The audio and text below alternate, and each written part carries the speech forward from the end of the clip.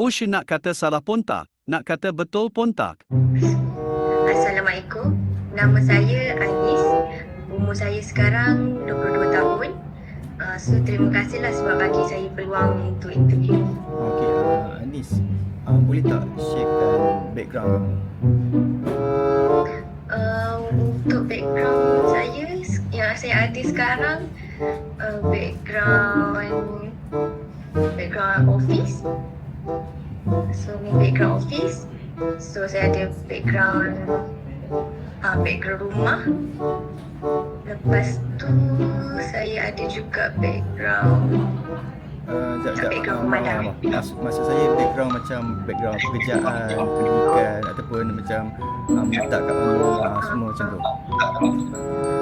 Oh, kalau macam background pekerjaan, maaf saya tak ada background pekerjaan tu. Tapi masa saya ada background rumah. Kalau tempat tinggal saya ada. Pekerjaan saya masukkan.